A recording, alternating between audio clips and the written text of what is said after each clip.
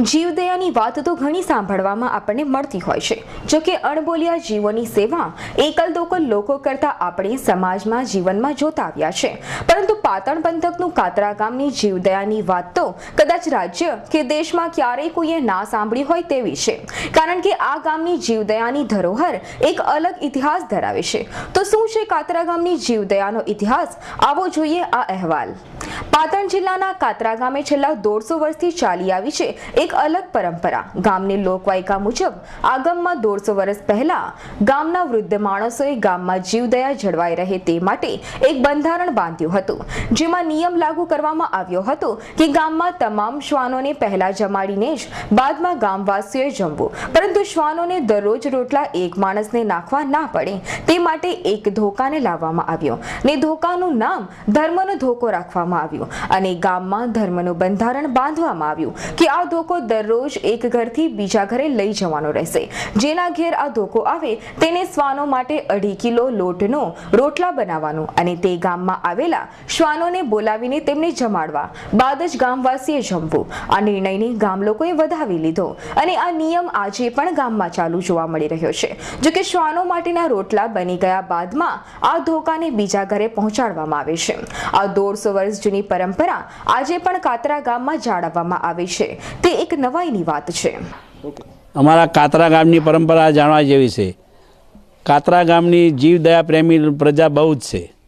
એ લોકોએ પછી વિચાર કર્યો, ગામના આગેવાનોએ ભેગા થઈને કે આપણને તો ભોજન મળી રહેશે મનુષ્યને તો, પણ આપણે જીવદયા માટે શ્વાનો માટે કંઈક આયોજન કરીએ। એના માટે લોકોએ ભેગા મળીને વિચાર કર્યો કે શ્વાનોને શું કરીશું કે શ્વાનોને આપણે દરરોજ યથાશક્તિ રોટલા ખવડાવવાના। તો કે રોટલાનું આયોજન કેવી રીતે કરવાનું કે એમને બધાને વિચાર કરીને એમ કર્યું કે એક આપણે ધોકો રાખીએ। એ ધોકાનું નામ ધર્મ ધોકો। એ ધોકો દરરોજ વારાફરતી દરેક આખા ગામમાં ઘેર ઘેર ધોકો ફરે, એટલે આપણા ઘેર આવે એટલે આપણે આપણી યથાશક્તિ રોટલા બનાવી અને સવારમાં શ્વાનોને નાખી અને એ ધોકો બીજા ઘેર આપી દેવાનો। એ ધોકો આખા દિવસે ગામમાં દરરોજ ધોકો ઘેર ઘેર ઘેર ફર્યા કરે। આ પરંપરા લગભગ 150 વર્ષથી ચાલે છે। આવી ગામની પરંપરા ચાલે છે જીવદયા માટે, એટલે ગામમાં બધી સુખ શાંતિ એકદમ ચાલે છે। ગામ આખું સુખી છે આના હિસાબે। આજે પણ કાતરા ગામમાં ઘરે ઘરે શ્વાનો માટે ચાત ફરજિયાત રાખવામાં આવે છે। મહિલાઓ પોતાના ઘરના ચૂલામાં રોટલા કરતી જોવા મળી રહી છે। નવાઈની વાત તો એ છે કે ધર્મનો ધોકો જેના ઘરે આવે તેને આ વધાવવો પડે છે, તેને કંકુ ચોખાના ચાંદલા કરવા પડે છે। જેના ઘરે આવે છે તે એક બંગડી જેવી નિશાની બાંધે છે, જેથી કરીને ખબર પડે કે આ ધોકો અમારા ઘરે જઈ આવ્યો છે।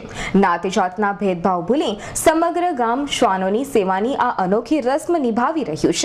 શ્વાનો પણ આ રોટલાને શોખથી આરોગે છે અને મહિલાઓ પણ શ્વાનોના રોટલા પ્રેમથી બનાવે છે, જાણે કે પોતાના પરિવારના સભ્ય માટે બનાવ્યા હોય તે રીતે જ રોટલા બનાવે છે અને પીરસે છે। આ પરંપરા સાચી છે। અમારા ગામની અંદર 150 વર્ષથી આ પરંપરા ચાલી આવે છે। જે ધર્મ ધોકો છે એક જે આખા ગામમાં ફરે છે, જે આ ઘેરથી બીજા ઘેર જાય છે અને એ લોકો જેના ઘરે જાય ને ત્યાં 2.5 કિલો લોટના રોટલા બનાવવામાં આવે છે અને પછી ગામમાં દરેક ચાટ હોય ને એ ચાટની અંદર રોટલા શ્વાનોને ખવડાવવામાં આવે છે અને દરેક ગૃહિણી, ગામની દરેક ગૃહિણી જેમ ઘરમાં રસોઈ પોતાના સભ્યો માટે પરિવાર માટે પ્રેમથી બનાવે છે એ રીતે જ શ્વાનો માટે પણ બનાવે છે અને શ્વાનોને પીરસે છે। શ્વાનોને જમાડ્યા બાદ જ પછી અમે જમીએ છીએ।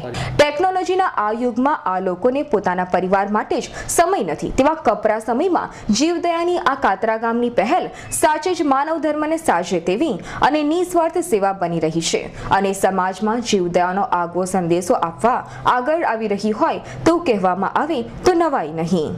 ચેતન રામીનો રિપોર્ટ, પાટણ।